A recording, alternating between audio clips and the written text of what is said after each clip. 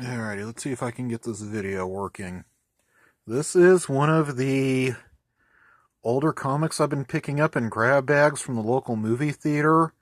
This is Wolverine number 75, dated from 1993.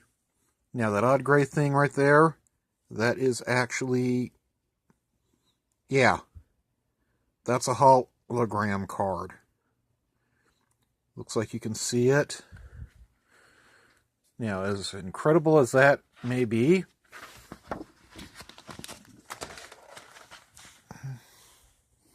yeah, it's a full gatefold cover. Or I'm not sure if gatefold is the proper term for it. But yeah, this issue is right after the infamous showdown between Wolverine and Magneto that saw Magneto just straight up rip the adamantium right out of Wolverine. And they've had to do a rescue team to come after him. And even from the get-go, you have high stakes. The Blackbird is doing things it was never meant to do.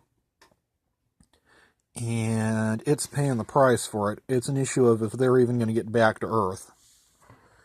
Now, right here, it's supposed to be Bishop and Quicksilver flying. Seems a little bit minor that Bishop tells Quicksilver to trade chairs with him. That's actually a Chekhov's gun. It'll be something later on in the issue. But yeah, while all of this is going on, Wolverine is unconscious. Xavier and Jean are in his head, trying to help him because his healing factor is so overloaded and messed up. Yeah, that's the panel in which they go back to what Magneto just did. But we go over here, and okay, this is the memory of Wolverine in the tank. Jean points out the fact that they're now seeing things Wolverine never shared with them.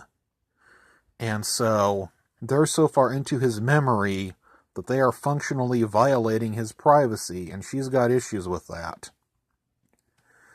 When was the last time we had a hero actually have ethical issues like that? Okay. Okay, yeah, that was a card advertisement. A whole bunch of sports cards advertisements. Yeah, with everything that's going wrong with the Blackbird, Charles and Jean and everybody are having to improvise. Logan, though, is trying to be tough. He's telling everybody no painkillers because he wants to try and deal with it. They're worried. They're legitimately worried. In fact, you can tell everybody's legitimately worried. Here's a shot of Myra and a few others back on Earth.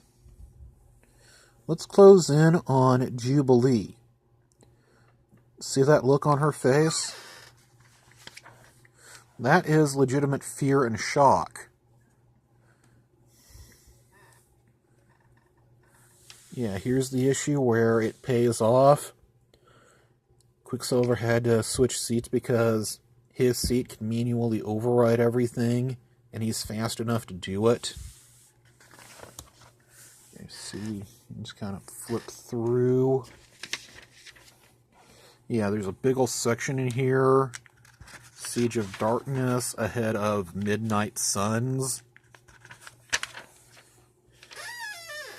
Okay, trying not to show too much because of copyright issues. That's why you're seeing the floor right now. Yeah, KB Toys. This was from back in the day before you could just go online and order everything. This is one of those comic book order things.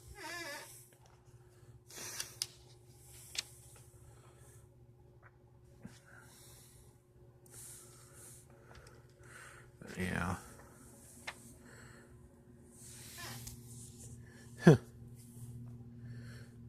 qualify into this card, get a free set of rookies. I won't spoil the ending or anything, but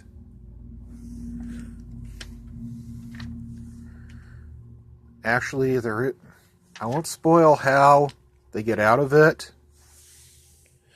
Old school subscription form you'd have to fill out and mail in with your payment. I'm going to flip to one thing that happens once they do get back. Wolvie doesn't want to be a burden, so he wants full-fledged danger room everything, so Charles actually sends out robots. Okay, look at the faces. Zoom in a little. You can tell everybody is shocked and alarmed, even in static poses like that. I've seen a lot of material lately where people weren't being expressive, but even in the little details you can see. Or there's Jubilee straight up freaking out. And boom! First appearance of his bone claws. So yeah. Wolverine number 75. If you're just a straightforward fan of the character, period, I recommend this. If you want to see what the 90s could be like when they were good, and when somebody actually tried, there you go. Catch y'all later.